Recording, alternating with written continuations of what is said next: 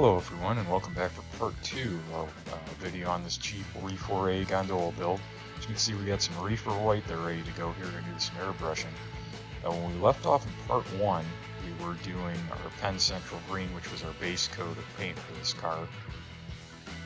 With the way the prototype photo showed on this car, it actually showed this Penn Central Green showing through underneath some oxide red, so in order to do that technique for the weathering, you got to do the Penn Central Green first, or at least in my opinion, it's easier to do it first. So I went ahead and did that first, got it faded down a little bit. And we're gonna go with some dark Tuscan oxide red, also from Badger Maliplex paint. There's a picture. That's real quick. We'll get a little better look at the prototype photo here in a little bit. But basically now I'm just gonna go ahead and put this oxide red on, completely cover the car as much as I can over the green, because we're going to come back and we're going to wipe off this oxide red in some spots to get our green back. But I want to get the green on underneath and get it good and faded down. That way when we wipe off the oxide red, it's already got the greens a good bit faded like it needs to be. So we're just going to go ahead and get this paint all over the car. I'm not going to worry about painting the inside of the car, and I'm also not going to worry about covering the bottom very much either. A car like this, they didn't turn over a Gondola car to repaint it when they painted it in the Conrail, so if there's a little more Penn Central Green on the bottom of it, that's pretty typical. So there's that. Now we got our acrylic thinner again, and my personal favorite tool of the arsenal to use, some Q-tips. There's our prototype photo again.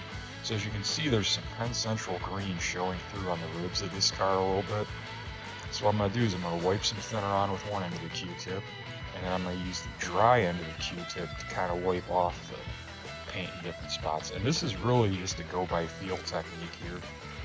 You know, just a little thinner and a little wiping. You don't have to get too carried away. Just make it kind of random and try and match the car as best you can.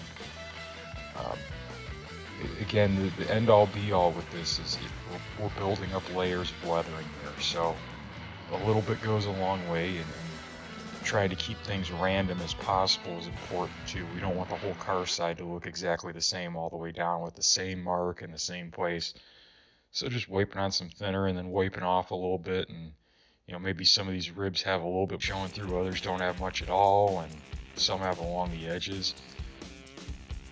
So you just got to kind of keep working at it a little bit at a time until you get it about what you want.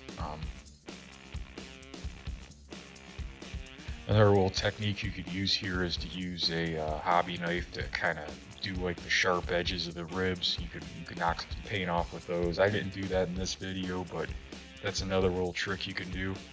I was trying to keep this a little bit more simple, but basically just want to work on our ribs. There's our photo again.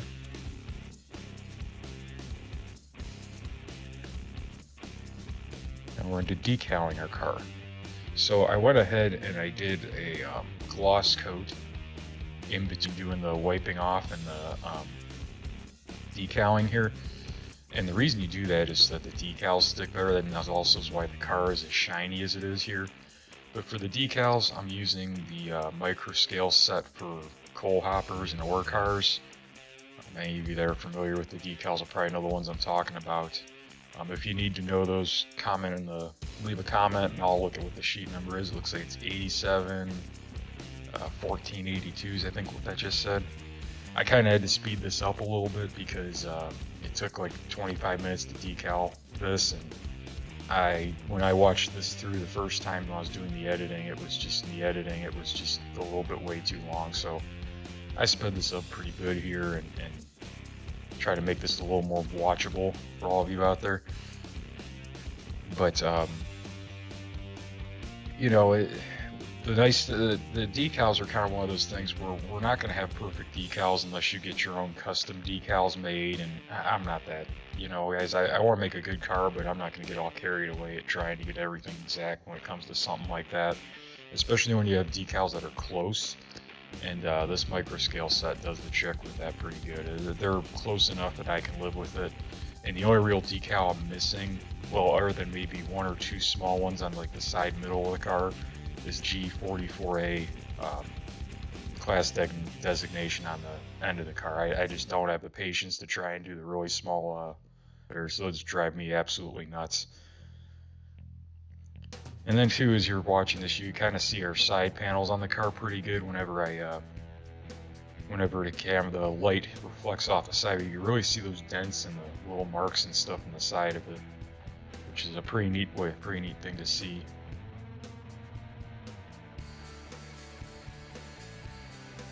Now what I'm doing here is I'm putting a little bit of this micro scale trim film. It's basically just a black decal that you could put the weight for reweigh data on top of, and then you put the reweigh data on top of it once obviously it dries on. And we went ahead and we clear coated again here with a flat crystal clear and Krylon stuff. And now we're going to go do another white coat here to do a fade. Again, nothing too fancy here. This time I'm using an aged white, which is a little bit more of like a cream kind of like yellowish hue to it that I really like. Because a lot of cars, they don't get that bleached out white look very much. They have more of like a yellowish tint to them. I don't know if it's like the metal under the paint rusting or what causes that, but it kind of gives that creamier look to them. So that's what I like to use for my actual weathering. A lot of projects different. You just got to kind of eyeball it and go from there. It looks a lot more white in the video than what it actually was. It was not that bright. So now we're going to go ahead and we're going to use our rail brown. We're going to paint the inside of the car as well as the truck areas, get some rust on those. But this rail brown is why I didn't get too carried away at painting the inside of the car before, because I knew I was going to come back at this point and pretty much coat the entire inside of the car with rust brown, because these cars were just rust inside. They didn't get painted. So we'll go ahead and get all that on there.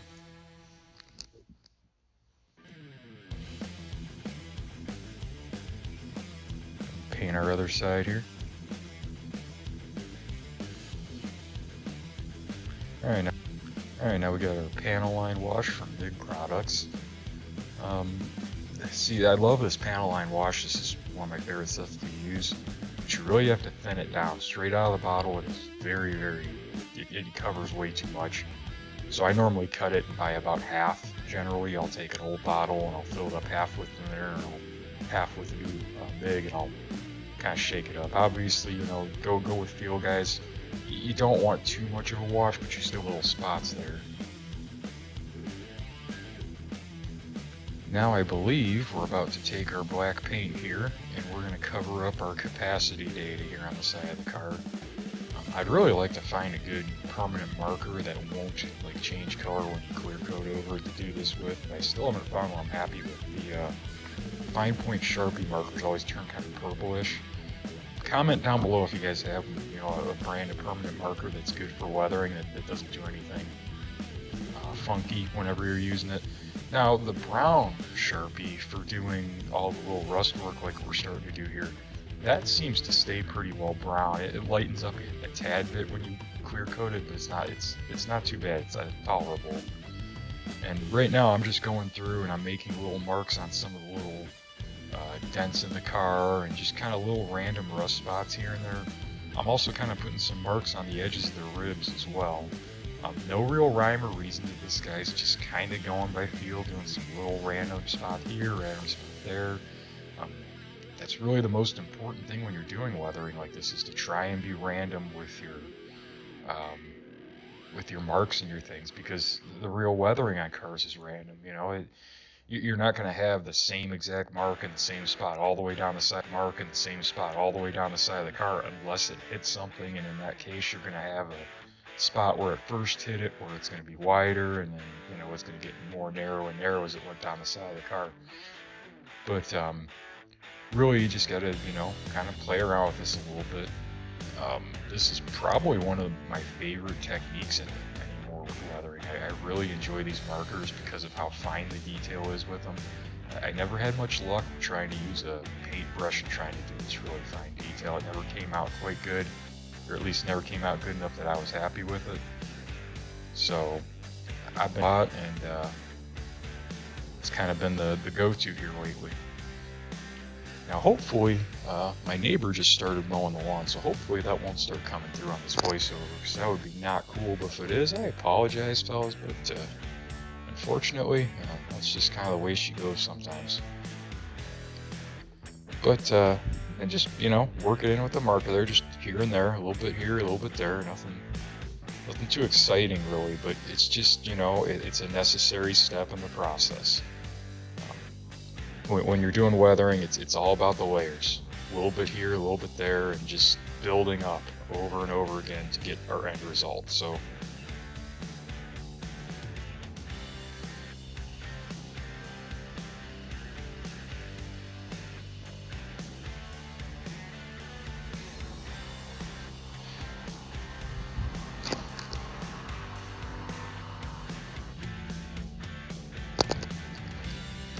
and there you guys kind of see, I'm just going to go ahead and do some marks down here on the outer edge as well.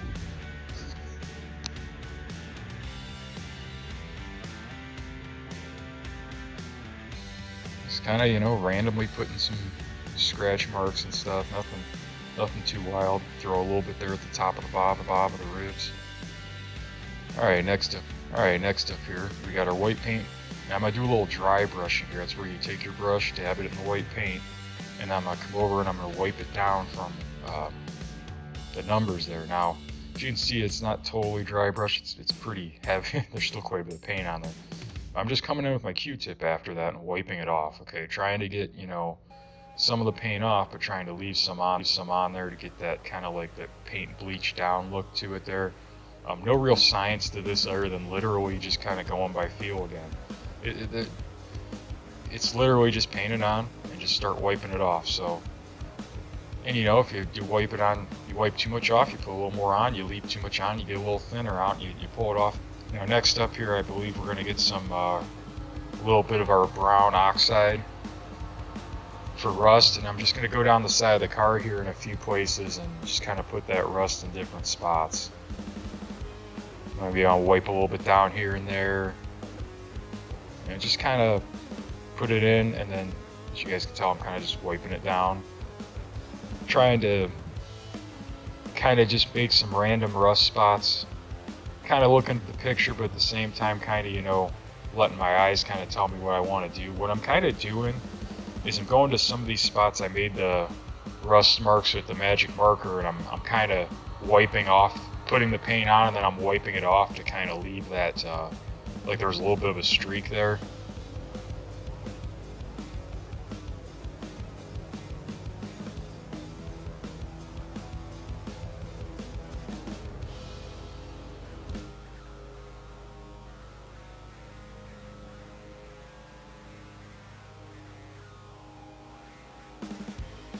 Just put a little along the top of the car there, you know.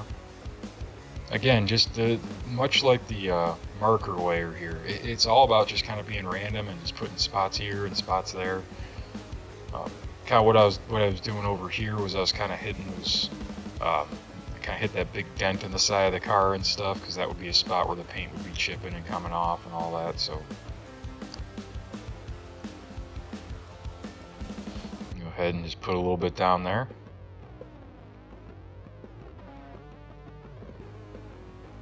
And a little bit along our top cord again.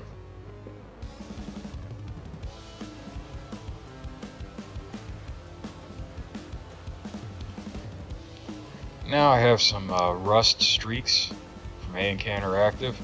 This is an enamel type stuff. Now what I'm going to do is I'm going to go over top of, again, in creating the layers, I'm going to go over top of my rust spots and some of my little spots. I'm just going to dab this stuff on, and I'm going to take a Q-tip and pretty much wipe it off. Again, just trying to add another layer streak to it.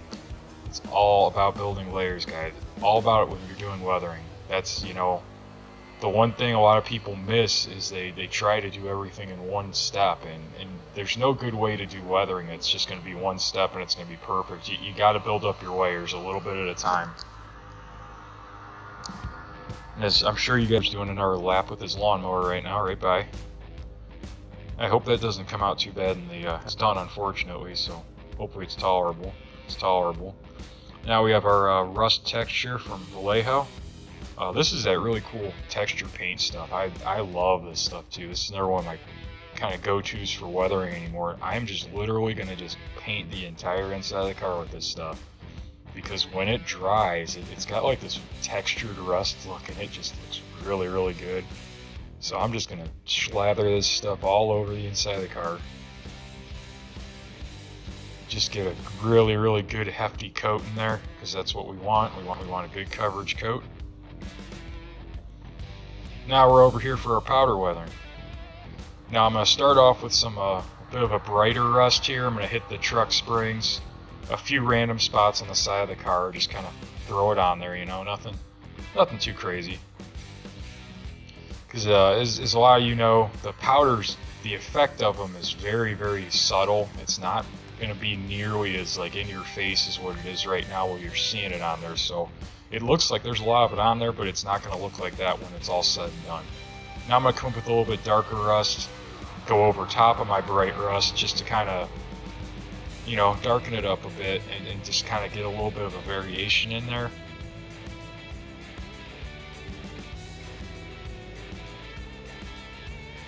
Just kind of hitting everything again. It's kind of a shame that you lose so much of the powder effects when you clear coat. I don't know why that is, probably because it's a powder and the clear coat's a liquid, so it messes with it or whatever, but still, the effect of the powders is nice that it's very it's really kind of like a blending coat, if you will, that kind of blends everything together and will blend all your layers together real nice. Now, as you can see, I'm taking this bright rust and I'm just going to paint the inside of the, or well, I'm going to cover the entire inside of the car with this stuff. Again, building up our layers. So I'm just going to take this bright rust and pretty much coat everything. And it actually looks pretty good with just that bright rust in there with the dark spot, the dark rust texture coming through. But of course, we have to clear coat it, so it's not going to look like that for another layer in our pile. And here's our flat crystal clear here. We're going to go ahead and spray our car, and we'll go ahead and get it over to the layout for a few run-bys. I believe I'll show the inside of the car too before we get there, but I just want to thank everybody for watching, all new subscribers and everything that have come on. We've got a handful just from the first video of this series, and I'm pretty excited about that. Usually these how-tos don't do as well on the channel, but really glad to have all y'all here, and as always guys, thanks for watching, and I'll see you next time.